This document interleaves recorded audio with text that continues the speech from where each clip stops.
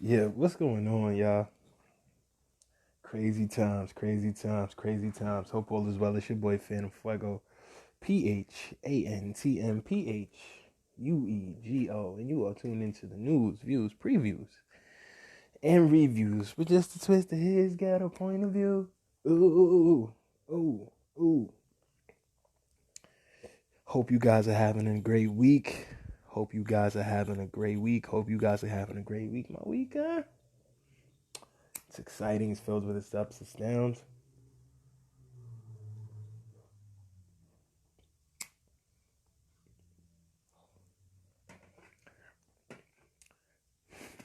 If it is anything, it is definitely an interesting moment. What I got going in the air right now, I got that sugar biscuits, sugar biscuits, sugar biscuits.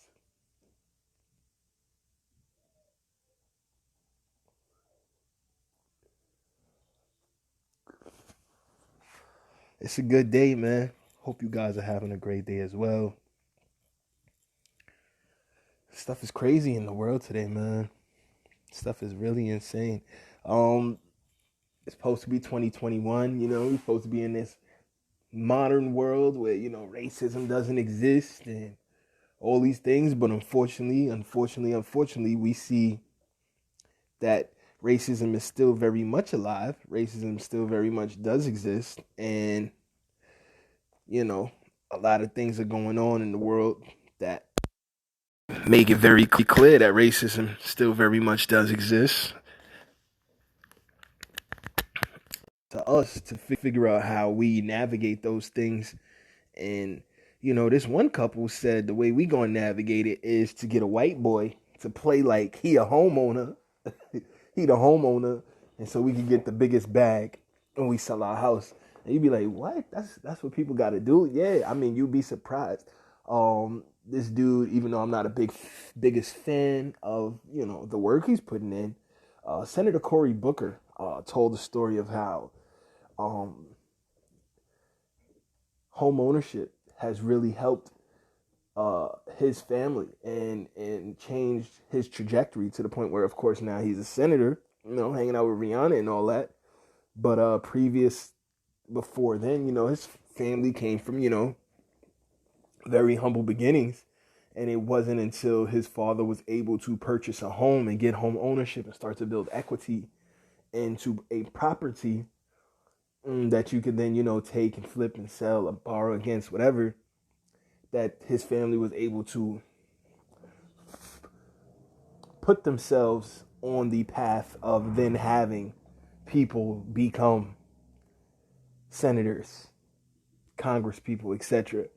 So, home ownership, is definitely one of those things, especially in the black community, that were one of the few pillars of actually trying to attain wealth. It was like, all right, at least, you get a home, you can start to build wealth that way. But so many people, unfortunately, in the black community were unfairly kept out of the housing market or given subprime mortgages. And for those that don't know, subprime mortgage, just the long and short of it, is just a really bad loan. I'm not going to sit here and try to get into the technicals of a subprime mortgage and act like I'm some type of uh, accountant or business savant where I know all of the particulars of a subprime mortgage, but pretty much it's very bad loan. And as the story goes, even people who could get better loans before, during that housing bubble where they were just giving people all these doing predatory lending and giving people, particularly people in black communities, particularly, and initiatives going on through their churches, through their goddamn churches. They pastors was in on this, y'all. The deacon, the cutter ladies. Mm-mm-mm. They was in. They was in on it. Everybody got paid. Everybody got paid. And at the expense of these hardworking families just trying to get ahead, trying to get to the American dream, trying to build wealth, trying to establish a home. Not just a house, but homes. Family bases for their lineage, for their kin. So anyway, this particular couple said, we not going through that. And we're going to get a white person to play like he's the homeowner. And they property value doubled. Let me say that again, y'all. They property value, when the white boy acted like it was his house and got it appraised. When they came to appraise the house. Because you usually get somebody, an independent auditor, accountant, somebody who comes out, checks your home, see if it's, see if the foundation is sinking, see if there's mad, termite damage, a lot of water damage. Is the roof caving in? Is the piping good? Is the electrical work up to code? How's the main parts of the house? Are the beams, that's the support beams, are they good? Are they intact? Have they been destroyed by termites, bugs, mildew, rot? Are there any type of particular issues that you could possibly have with your house? Is it zoned in the right area?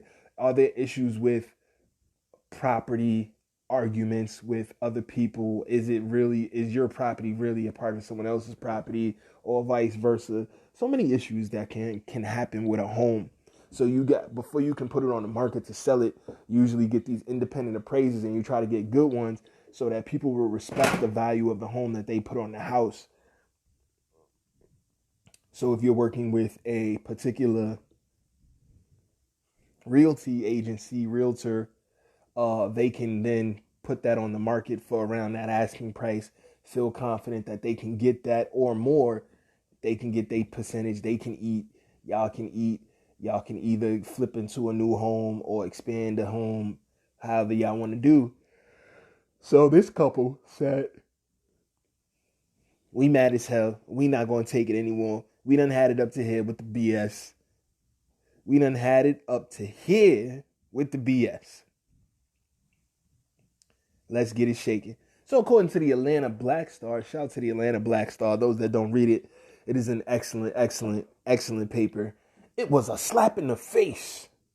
Black couple's home valuation increased by 50%. That is 50, y'all. That is double. That means if my home was worth $1 million, it is now worth $2 million.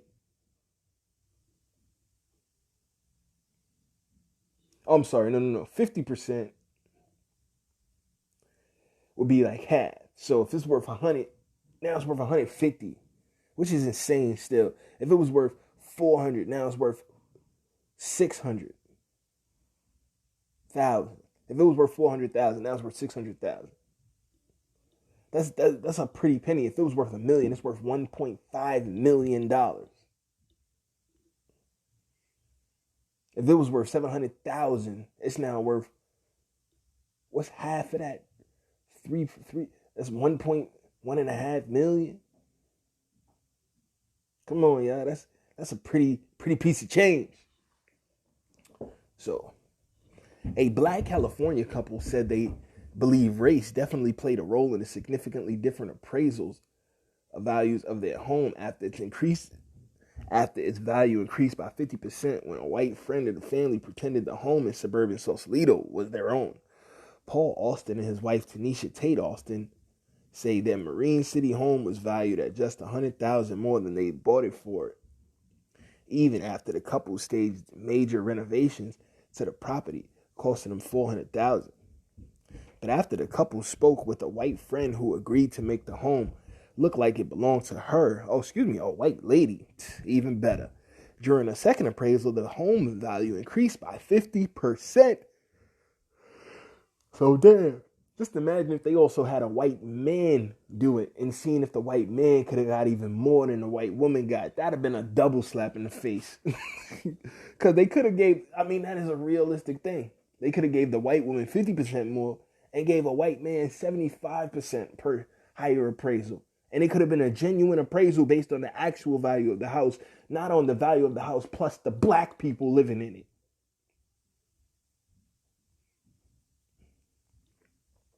Paul Austin and his wife Tanisha Tate Austin say their Marine City home was valued at just $100,000 more than they bought it bought it for even after the couple staged major renovations to the home, costing them $400,000.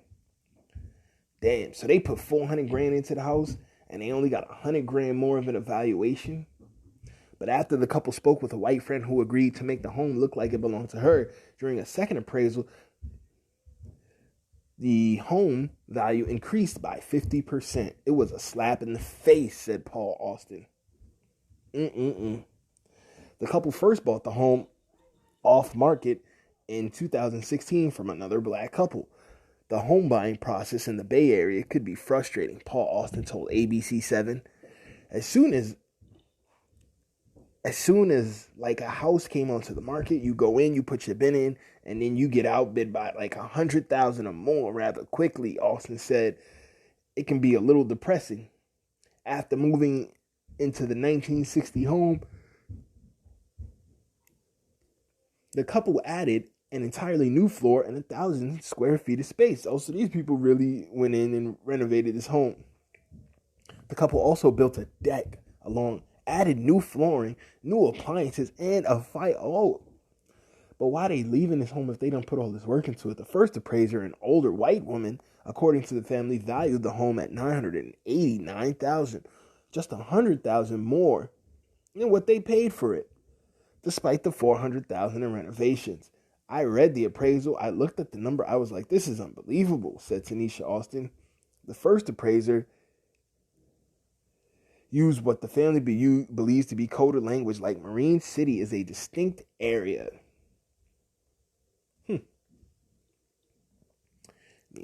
They don't like used kinds living around here. After pushback to the lender, the couple was approved for a second appraisal. This time, a white friend of the family posed as the homeowner. We had a conversation with one of our white friends, and she said, no problem, I'll be Tanisha. I'll bring some pictures of my family. The home appraised for $1,482,000, or close to $500,000 more than several weeks before. God, word, it was $989,000, and now it appraises for $1,400,000. Whew, that's almost five. Home ownership, long recognized as a valuable wealth building tool, remains more common among white families than black ones. According to the Census Bureau, 44% of black families owned a home in the first quarter of 2020, compared to nearly 74% of white families. There are implications to our ability to create generational wealth or passing things on if our house appraised for 50% less than its value, said Tanisha Austin. Of course. That's crazy. That's crazy. The couple believes race played a role in the major difference. Half of all blacks born between 1956 and 1965 were homeowners by the age of 50, but blacks born between 1966 to 1976 have a homeownership rate of 40%, said Donnell Williams, president of the National Association of Real Estate Brokers, a Maryland-based organization formed in 1947 to promote equal housing opportunities. If trends continue, black millennials may not even reach a home ownership rate of 40% by the time they turn 50. That's a fact. That's a whole fact. You can clearly see where this trend is going, and the fact that home ownership in black people has drastically gone down. I wouldn't be surprised if in, my generation, by the time we reach 50, only like 10 or 20% of us be homeowners across the entire country. And that's a very serious and very dire thing to think about. It's like, how do people start to amass wealth? How do people build assets? How do people create things that they pass on to the next generation? And I know you'll have some people say, oh, well, some people say owning a house is just it's a liability. It's not an asset. There's that argument is true, and I respect that argument. But some people want to build wealth through homes. Some people want to buy into homes, upgrade them, renovate them, sell them, flip them, rent them out, and they should have the right to do that. They shouldn't then be putting $400,000 of renovations into a home that is about $800,000. So that should be about $1.2 million in value, to be told that their home is only worth $900,000, which is $100,000 more than they paid for it before they renovated it. That's insane. So all they renovations, all the money they spent for renovations is negative $300,000 in value to the lady. But magically, allegedly, when a friend comes and plays, the woman, the value of the house goes up to almost 1.5 million. Like, think about that. And why wouldn't people be upset behind that? This is disgusting, y'all. This is absolutely disgusting.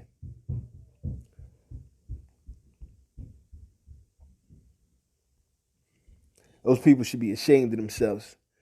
But they got the best of the situation clearly. They got the best of the situation clearly.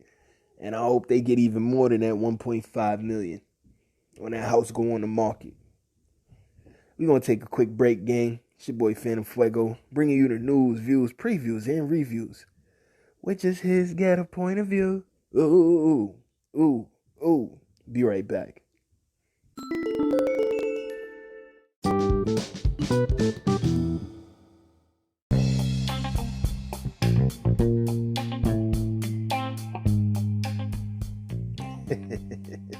Yeah, we back, gang. We back. Crazy times, man. Crazy times. Those who are in the tri-state area are definitely bracing for another snowstorm. Those who are in Texas, yo, my heart super goes out to y'all, because I know y'all don't really have the infrastructure in place for this type of weather. I saw a report in Ripley's RT where they had to rescue like over 4,000 turtles roughly from the beach. Crazy in one area of Texas because it's so cold, and like you saw them like huge beach and sea turtles, man. It was just like frozen solid. It was crazy. It was really different. I mean, you know, the whole country is embracing these insane storms right now. So just, you know, stay safe, gang. Stay wise. Stay focused out there. Pay attention. You know, make sure you're not unnecessarily traveling through the harsh, inclement weather. Make sure you have the right tools at your disposal.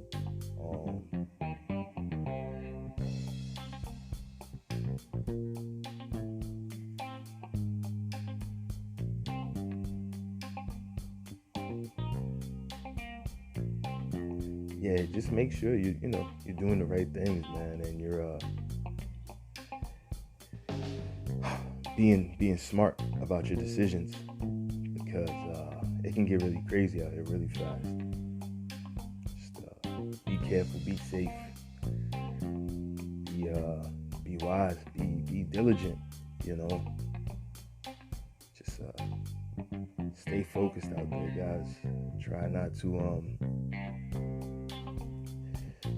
let this storm, those who are in the Northeast, catch you slipping and sand, primarily around the times of like 10 to 6 is when we're gonna get like heavy downpours of snow, intermittently on and off. It's gonna be snowing the whole time throughout to tomorrow. It's actually gonna be snowing, but on and off there's gonna be like really heavy bouts of snow in between it. So, you know, just don't, have your boots on, keep a scarf or a hat, do the things that people from the East Coast do to make sure they are ready, Make sure you are ready.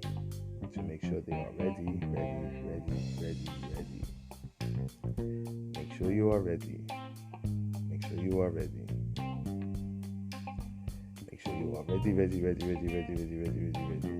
Hey. All seriousness, guys. All seriousness, though, gang. Just, stay safe out there. Keep in mind that this weather is not playing with nobody. Keep in mind that this weather is not playing with a soul. Please bear that in mind, gang. Please bear that in mind, because it can get real serious out here real fast. But you guys got this, though. I'm sure you guys are well aware of what can happen, and you're keeping abreast, because you're smart. You listen to shows like His Ghetto Point of View, where you get the news, views, previews, and reviews with a twist of His Ghetto Point of View, and you get the news from time, and you get the weather. I'm sorry, I got all excited. I said the news again.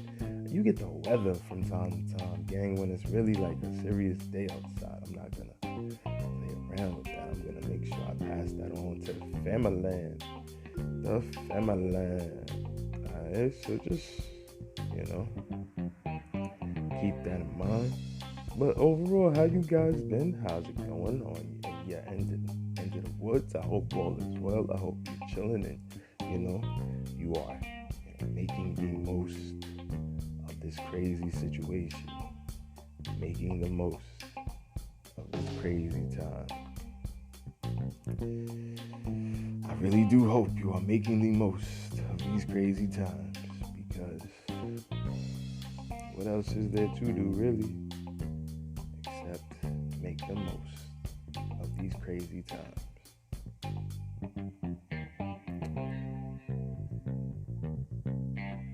I'm just going to keep it 100. I'm not really liking what I am seeing from the new administration when it comes to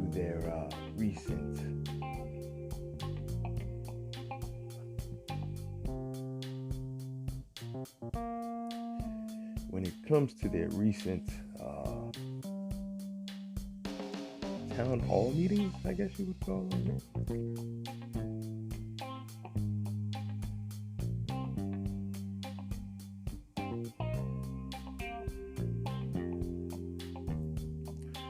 Their recent town hall event that they had, respectively, Kamala Harris and Joe Biden, where they both stated that there had not been any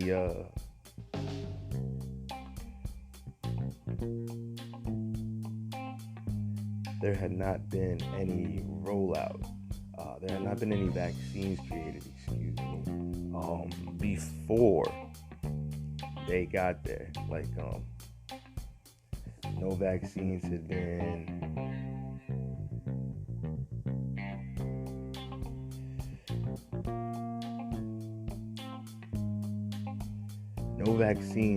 been produced or manufactured. They literally were walking in blindly to the situation, and that just couldn't be further from the truth. And it's very disheartening that they're allowed to lie like that.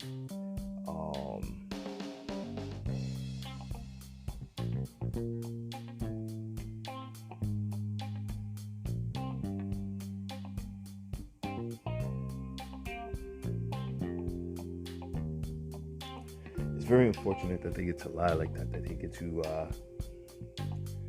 play these games where they get to just blatantly say, well, this is not accurate, that is not accurate. They get to just blatantly make things up all the time. And it's up to us to do our due diligence to, for the stuff we actually care about, the stuff that's important to us, to be like, cry foul of that. That really wasn't. That's really not true. Gotta be smart enough to say, yeah, I know you're lying about that one. We know you're lying about that. And it's not even being disrespectful, gang. It's just really a matter of understanding where you're coming from, where they're coming from, and understanding that they have a agenda that they'll always be trying to push. Always.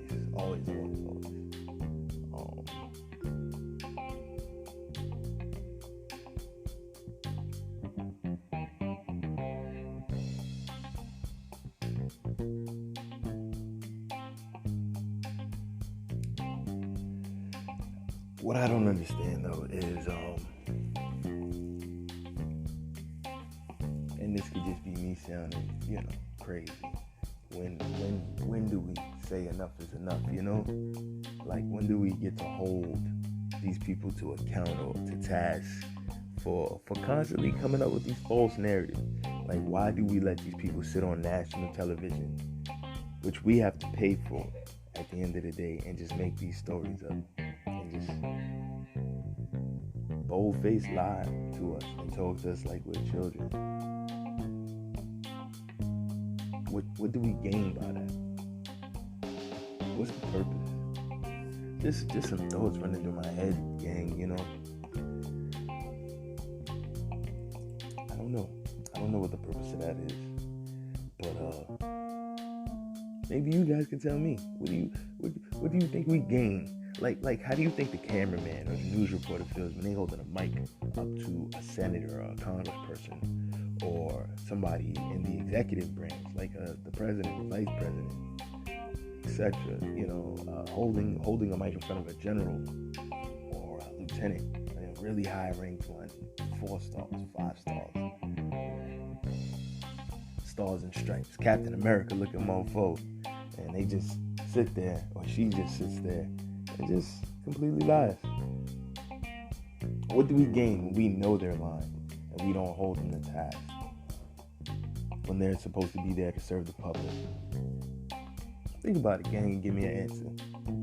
We're gonna take a quick break. We'll be right back.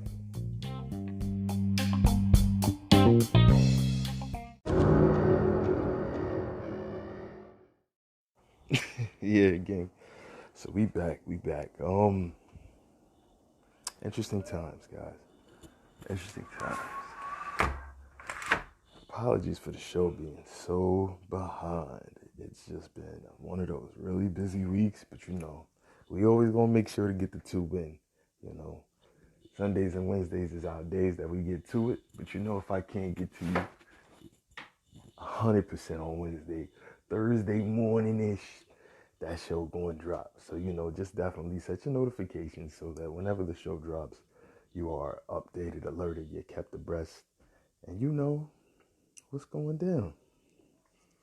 And I appreciate you guys for rocking with me, for working with me, for being patient with me as I grow this and make this the best thing it can be.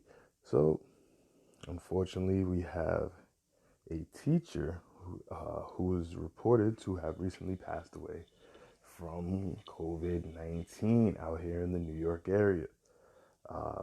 ABC 7 News reports coronavirus news. Beloved New Rochelle teacher dies from COVID. Family says remote work request was denied. So for those that don't know what remote working request is, pretty much as it sounds when you're asking to work remotely from home, something that many businesses are doing now, something that some businesses are completely doing now and have no plans of returning to a office setting. Businesses like Twitter, Google, and stuff are allowing their employees to completely work from home. And if this lady, was a senior tenured teacher, and she wanted to work from home because she knew she had some illness issues to deal with, I don't see why they would allegedly deny that, except that they were trying to make themselves liable.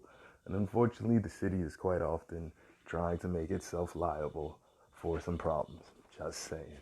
They always feel they know better, will do better, and can handle whatever happens. And then when things happen, they try to act like they don't know why people are so upset. Case in point, Andrew Cuomo acting like he can't understand why people are upset that the parents may have passed unnecessarily when sick patients were brought into the nursing homes after being released from the hospitals, being known carriers of COVID-19. He can't understand why people would be mad at that. He can't understand why Letitia James would drop such a scathing report that would make him look so negatively. He just can't. fathom what's going on. I think it's time for new management in New York. But just my opinion. I think the Cuomo name been dead in New York. But they keep trying to hold on from when Mario Cuomo was out here. It's just not that time. And I honestly wasn't a big fan of the Mario Cuomo era either for people in New York. But I guess that's a different conversation for a different time. So anyway, the article continues. A family is reeling and demanding answers after their wife and mother. A beloved Westchester County teacher has lost her battle with COVID-19. Karen Johnson, a special ed teacher at the Albert Leonard Middle School in New Rochelle, passed away on February 11th. Well, you see, this is different because if she's a special ed teacher, it's like, damn, how can you teach special ed remotely? Like, those kids need more hands-on attention. So it's like, I can understand why they might say, yo, you need to come in for this. But damn, like, they couldn't reassign her. Like, I don't understand. But the article continues. Ms. Johnson was a devoted educator who provided reading support and special education instructions to middle school students. The district said in a statement, Ms. Johnson will be dearly missed. The district extends its deepest condolences to the Johnson family, as well as the staff and students at Albert Leonard Middle School. Treasured memories of Karen Johnson will sustain her students, colleagues, and friends, and she will remain in our thoughts and prayers. Husband Robert Johnson said the couple's son, Robert Jr., have each other to lean on as they struggled to move forward. She loved the kids that she worked with, every one of them. There's nothing she wouldn't do for them. The district knows that. He said he knew the coronavirus could have fatal consequences for his 57-year-old wife who suffers from asthma and struggled with weight. Her family showed Eyewitness News the correspondence she wrote last August to the city school district, including a note from her doctor that read in part, every reasonable accommodation should be made to allow this patient to work from home. The family also showed the response that came 2 months later from the acting superintendent who wrote the district is denying a request for an accommodation to work remotely, adding the district would be unable to ensure equity for instruction for all students across all classes, grade levels, and buildings. I mean, they have that issue when the kids is in school, so it's like this is a touchy subject because it's like I completely understand you can't. Those students who need that extra extended support, that's really something that's not really a remote type of thing. But it's like, what do you do during this type of situation? But that's what I'm saying. Could they have not reassigned her? Did she not have any other skills that she brought to the table? She's 57. Has she had any other trainings, as her tenure as a teacher, accepting a reading support specialist?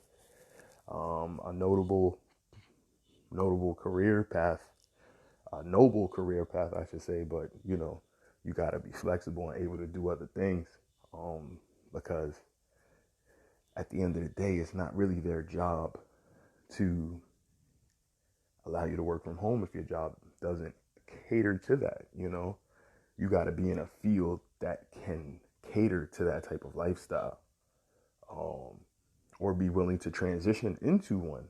Or, at 57, may possibly consider early retirement because,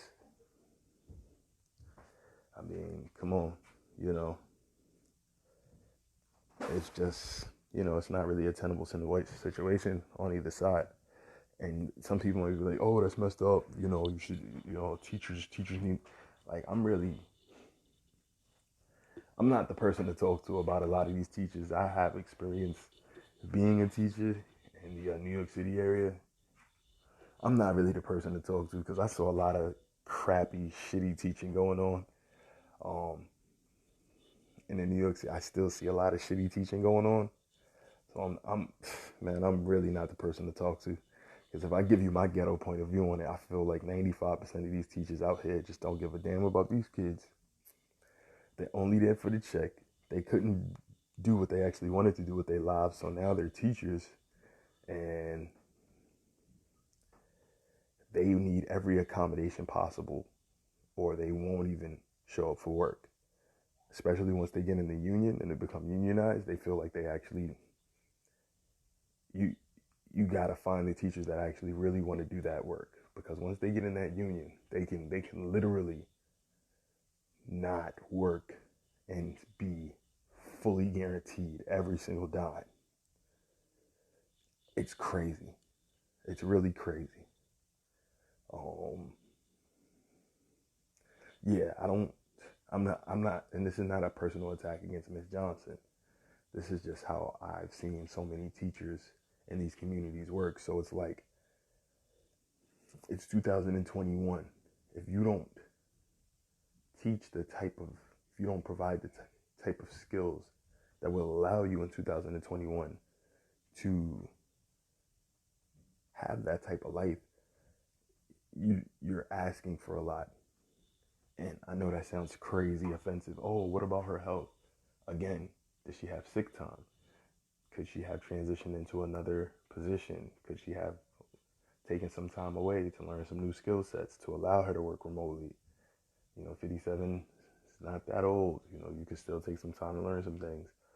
Or you can just retire, you know what I'm saying? Like, how much tenure did she have? If she already had 20, 25 years in, maybe consider early retirement. So many teachers did that this past summer. So many teachers just said, we can't come back in, and decided to opt out early, or just left the state to go teach somewhere that would accommodate for that.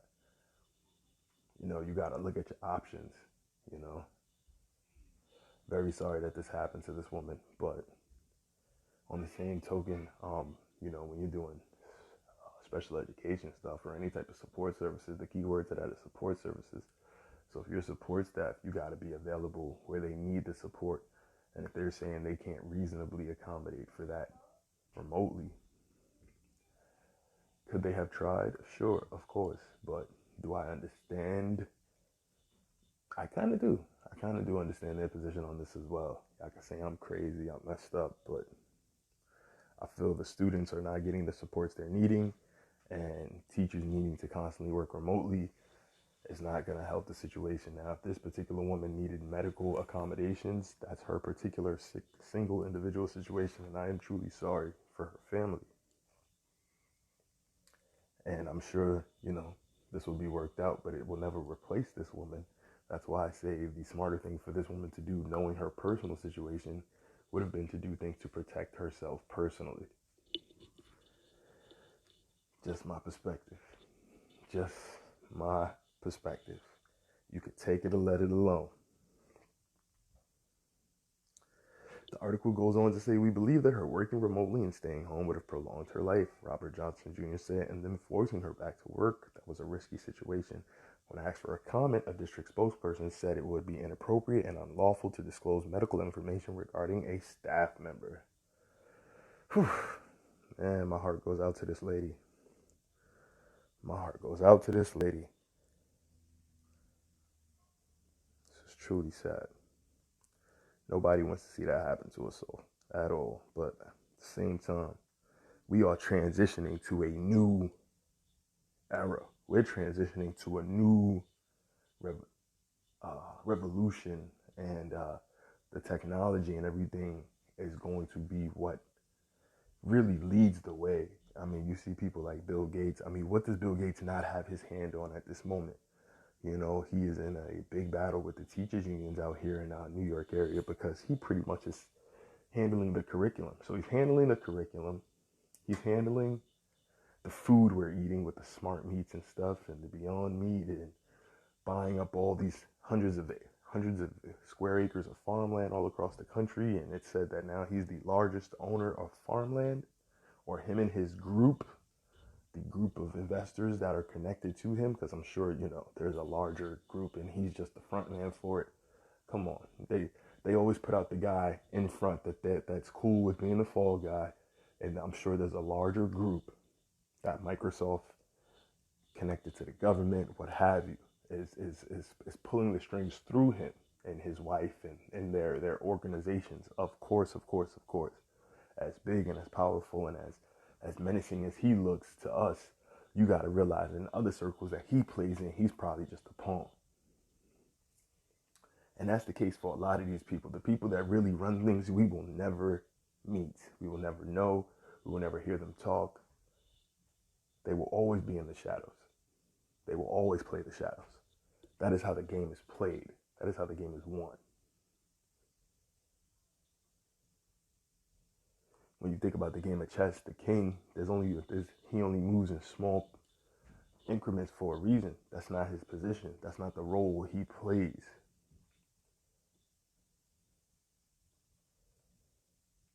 The king is really a figurehead. But if you really observe, the king doesn't have much more power than the pawn. People be like, what are you talking about? The king does not have much more power than the pawn.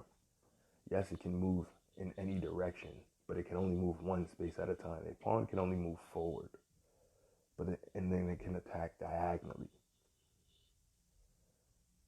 But it can only do that at one space at a time. A king might sometimes just be a well-dressed pawn.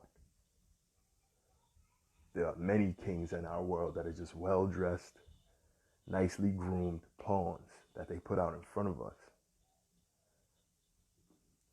for the sole purpose of tricking us into believing that they are the ones in charge, when in all actuality, the people that are actually in charge, we will never, ever, ever see unless we really do our research.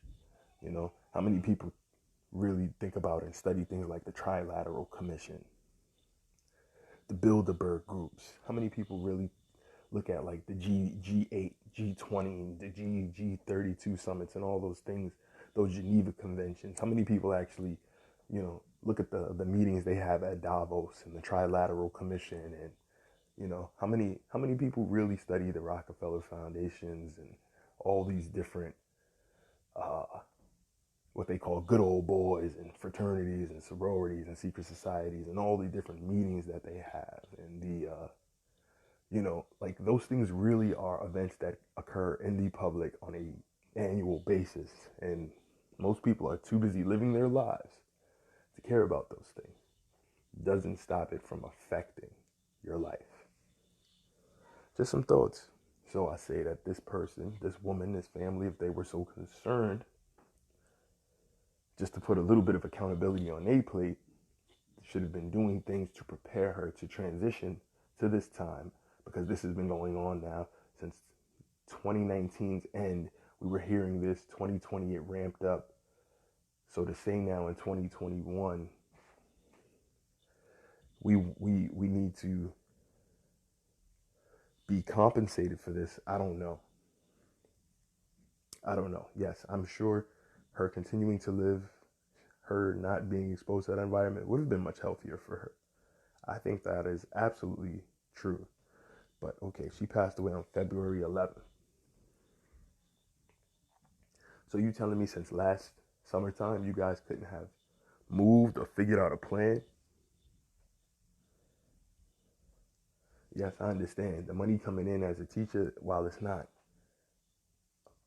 a rich person's salary, once you get a salary, you get in your middle ages, you're good, you're set in life, you're just trying to, save up, stack up for retirement. So I completely understand the position that this woman was in. But what I am saying is understanding that this is a new era we going into. The technology is taking over. And to be quite frank, you see how they treating our older folks. They said that they were trying to protect the older people. And yes, 57 is not that old, but when you have these type of comorbidities, like you're dealing with your weight and your asthma and this and that, 57 in the black community might as well be 87 in the white. For some people who have these chronic health issues and haven't done anything to try to extend their lifespan. And I'm not saying she hasn't personally. I don't know this woman. But if they're saying she was battling these chronic health issues in her late 50s, that's when you have to start being very careful and very mindful and very aware. That's what I'm saying, gang. And if they were so concerned and they felt like, oh, her working remotely would have saved her life, then why not teach her other skills that would have benefited the school system so she could transition to a role within the school system working remotely, or that she could, hey, I got some pension, I got some savings, hopefully. Let me just back up and do my thing. But far too often, so many of us are unprepared. So many of us don't have savings. So many of us are just living paycheck to paycheck, even when we are salaried employees and could possibly just put a little 5 to 10% to the side to try to start some things or invest in some things. We very rarely do.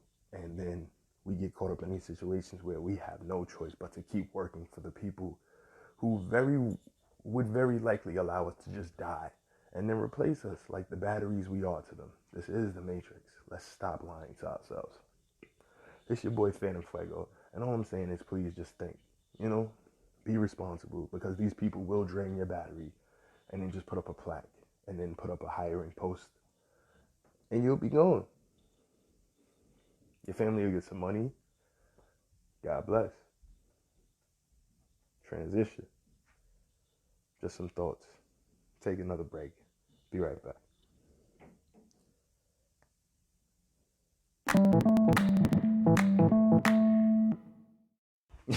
Yeah, gang. We back. So, those that don't remember, there was a situation out here with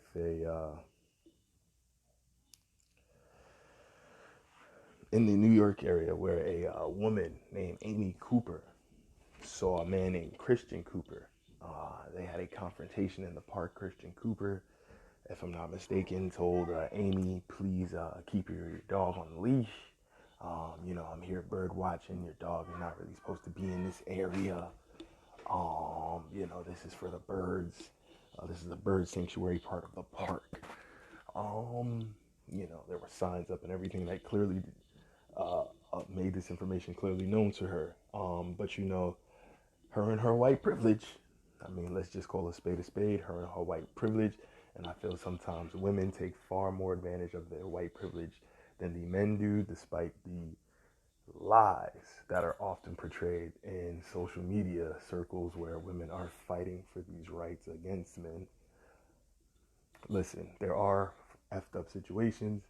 White men, in my humble opinion, truly do, on a wide scale, despise white women, but I feel some of that disposition and despising they have of some white women is because of the behaviors that they know white women possess. Their mothers, their grandmothers, their aunts, their sisters, their cousins, their nieces are all white women.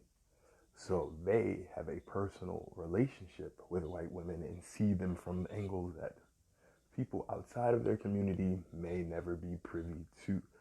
Am I saying that justifies how they treat white women on a grand scale? Absolutely not. Some white men adore and respect and value white women greatly and treat them, with honor and dignity and class. But there are many white men who hate white women, and it goes back a very long way, hundreds and hundreds, if not thousands of years at this point, since cave times. We could get into this conversation in great detail and length, but I just want to say I see, in the media, in the art, a despise by the white man for the white woman, though he will go above and beyond to protect her from outside invaders if need be. He doesn't. It's like they have an internal beef. Like they can fight, but you dare not. You better not try to fight her yourself. Which I respect at the end of the day, because families get along different, and families should be able to have their internal beefs without other people being able to feel they can jump into it or have the ability or authority to interact with you in the same way. That's absolutely not how outsiders should be interacting with family. So I get all that. And we pretend in the world that we don't understand these dynamics of, oh, my family can talk to me away or my family can beef with me away that the rest of the world cannot. But we do. Personally, in our own conversations and our personal conversations with our personal families, we understand those dynamics, because then we get on these social media platforms or we join these organizations, sororities, fraternities that are very quote unquote progressively leftist leaning, and they espouse certain doctrines and ideologies, and to get along we go along, to get ahead we will bow our heads and kowtow and acquiesce to certain agendas. And hey, you might truly believe some of those things, some of the things you may truly not. That's your own cross to bear, it's your own journey to live, your own adventure to manifest, right? That's your own. Everybody got their own journey in life. But so I say all that to say, I do see a clear hate from a lot of white men, not all, but a lot, for not the majority, but definitely a good percentage, for many, not all, but many, not the majority, not all, but a good percentage of white women. And the reasons are consistently the same across the board. Do I see the same level of toxicity in the black community? Absolutely. Chinese community? Hell yeah. Asian? All that. Does it manifest in the same ways? Meaning, do they show it the same way? Do Asian men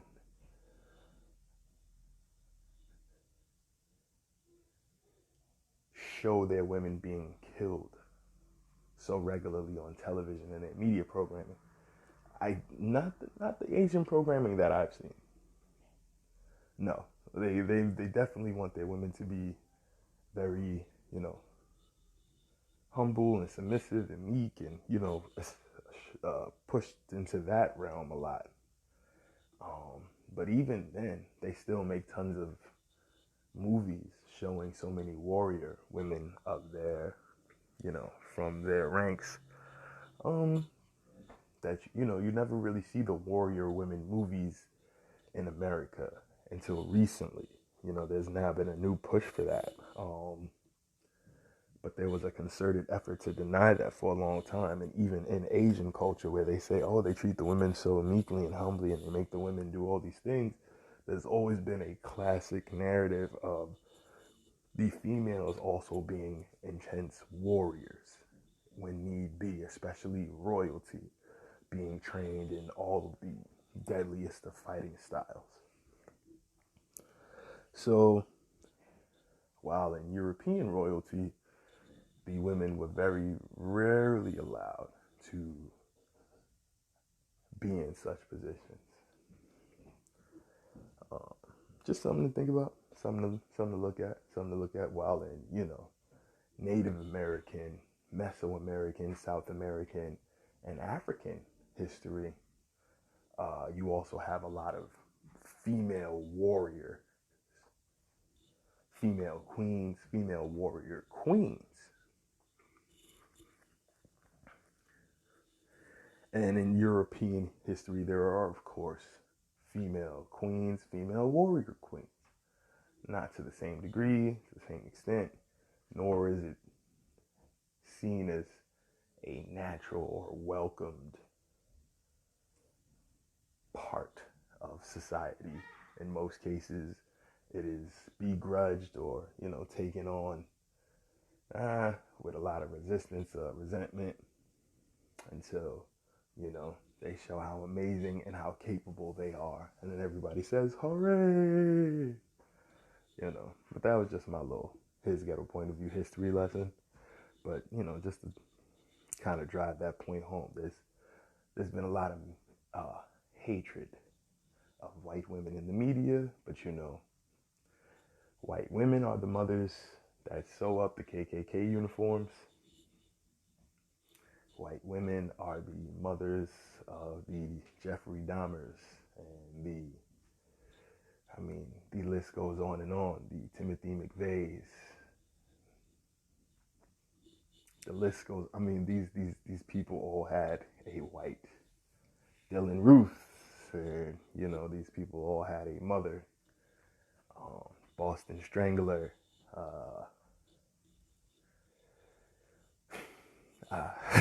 I don't want to keep going. I could keep. I could keep going. Even film characters such as the Jason Voorhees and the Hannibal Lecters, Jason Voorhees' relationship with his mother, they clearly show the abuse that he was taking in some of the classical Jason narratives um, from his mom. So, that's just crazy. Well, at the same time, she would swear that her son was such an angel and he wouldn't do anything to anybody. It was, that. So, you have Eminem, who was blatant and open about the attacks and what the things he would do to his mother on records for years. For years. Eminem, I'll kill you, I'll poison you, you were a horrible mom. All you did was drink and do this and do that. And, you know, so while many white women are allowed to create this narrative of, the of being needing protection from society from white men, many white women have also been painted in a narrative of being these horrible, evil, conniving, manipulative individuals. And I think both can be true. I think you can have some of both. So I think we need to be mindful of that, because I think far too often we can just lean one way or the other in society as opposed to having balanced perspective. So you have this woman, Amy Cooper, who used her whiteness to get over, saying that this man was attacking her and her dog, when in fact she was literally on camera strangling the dog. The dog can be heard yelping and crying on camera while she's pulling the dog so aggressively and forcefully. She's simultaneously saying to this man, Christian Cooper, she's going to call the cops and say to the cops that I'm going to tell them that you're here attacking me and my dog. And this is a narrative that has gone on for decades between white women and black men. You see films where the slave man is sometimes forced into sexual relationships with these white women, and then they report that they've been raped if anyone finds out about the relationship. This has gone on since the beginning of time. This has gone on since the beginning of time. You have movies like King Kong, where white people are showing how afraid they are of us. So anyway, the criminal charges were dismissed Tuesday against Amy Cooper, the white woman caught on a viral video calling 911 on a black bird watcher in Central Park, and her lawyer suggested lawsuits are imminent. Amy Cooper attended 5 therapy sessions designed toward introspection and progress after threatening to have Christian Cooper arrested on May 25th for asking her to follow the rules and leash her dog in Central Park's ramble. The ramble is the section for the bird's nest. Mrs. Cooper, therapists reported that it was a moving experience and that Mrs. Cooper learned a lot in their sessions. The Assistant District Attorney, Joan Iyuzi Orban, so after 5 therapy sessions, she has learned enough. She says it was moving, therapeutic, and she can sue the city because the charges were dismissed. Manhattan DA Cy Vance Jr.'s top prosecutor concluded the intensive therapy sessions taught the 41-year-old Amy how racial identities shape our lives, but we cannot use them to harm ourselves or others. This is what the Manhattan DA said. But soon after the hearing, Amy's lawyer, Robert Barnes, framed what prosecutors described as a restorative justice resolution as an acquittal. After a thorough and honest inquiry, the New York DA's office dismissed all charges today, Barnes tweeted, declining to take a phone call. Others rushed to the wrong conclusion based on an inadequate investigation, and they may yet face legal consequences. So this woman literally on camera said, I'm going to call the cops and say, you're doing this to me on camera. And now, happy Black History Month, y'all. Did I say that today yet? Happy mother freaking Black History Month. When asked for clarification on who may face litigation, Millicent Smith, a spokeswoman for Barnes, declined to elaborate, saying only Amy's story will be released in the coming days. Amy's name was trending on Twitter soon after news broke her case had been dismissed. As someone who teaches racial bias courses, I am confident in stating that it was ignorant to believe Amy Cooper needed such training. Attorney and TV host Adrienne Lawrence tweeted, her malicious weaponization of racial bias proves that she's well aware of it and knows how it works. She needs punishment, not coddling. Conflicted, the city public advocate Jamani Williams. How can you be conflicted?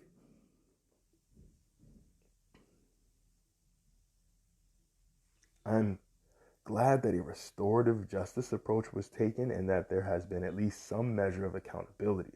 But Amy Cooper's actions are not isolated. They're a part of a system of inequity and perpetuating trauma.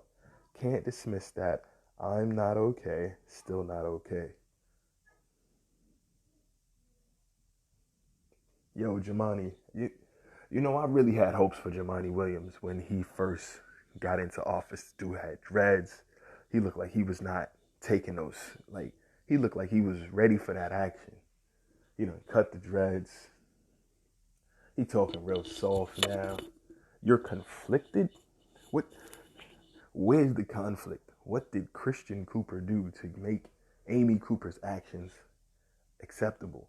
And what measure of accountability comes in 5 therapy lessons that end with her lawyer now saying they're going to sue people? So what accountability was taken?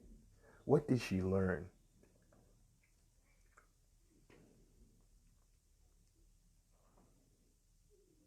Well, I am trying to believe in restorative justice, but it sure is something that is benefiting someone like Amy Cooper first.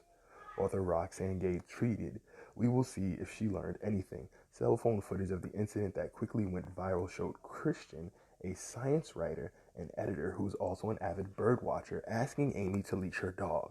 The two share the same last name but are not related. When Amy Cooper refuses to comply, Christian begins filming their interaction, and she threatens to call 911, the video shows. I'm going to tell them there's an African-American man threatening my life. Amy's heard frantically telling Christian before following through on her threat. And now she gets to sue people, y'all. Because after 5 classes, she learned that this is not okay. But now she gets to sue people because her lawyer said that we jumped to conclusions when she made these statements. The responding officers found Amy before Christian. Eluzi Orban pointed out in court Tuesday. They reported that some man tried to assault her and her dog, a statement that was objectively not true. Had it played out the other way around, the police would have then been in the position where they thought Mr. Cooper had tried to assault the defendant. Certainly, he would have been held forcibly if he had resisted. He would have died. He would have been shot. He would have been full of bullets. What we talking about? We gonna play games about this? In the fallout of the video going viral, Christian told the Daily News that Amy went to a racist place, but said he felt conflicted about her firing, getting death threats, and an intense internet pile-on.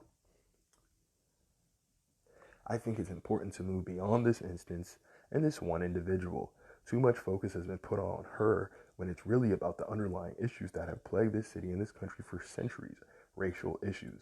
That is a whole fact. You can't change this one woman because the society is like this. And she's just learning her behavior from the society.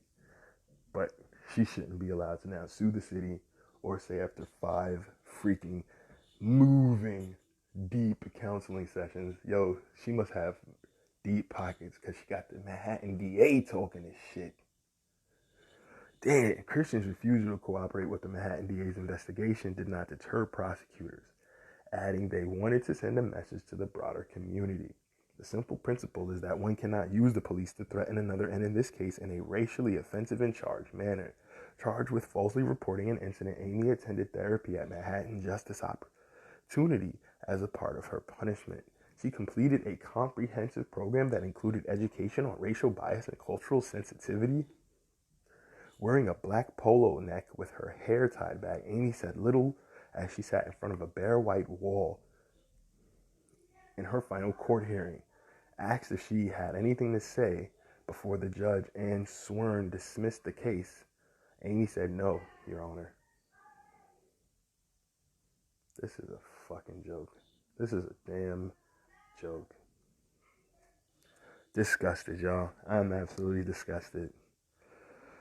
Oh, what else is there to say, man? This has been your boy Phantom Fuego, bringing you the news, views, previews, and reviews with just his ghetto point of view. Thank you guys so much. Please continue to like, share, and subscribe to the show. Tell a friend to tell a friend. Wednesdays and Sundays when we get to it, you know how we do it.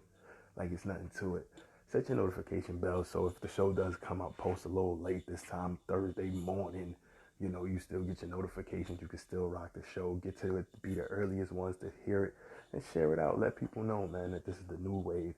And those who continue to support by donating through the PayPal at paypal.me/Phantom Fuego. Thank you so much. And if you haven't done so, I encourage you to please support the movement, support the wave, join the family, set your notifications, hit your likes, so whatever platform you're on, Anchor, Apple, Google, Amazon, you getting to this the latest, you getting to hear the latest, you getting to hear the newest, you getting to hear the freshest version of the show. Thank you guys so much for your time today. Look forward to the next time we all get the rock and vibe. Much love, gang. Peace.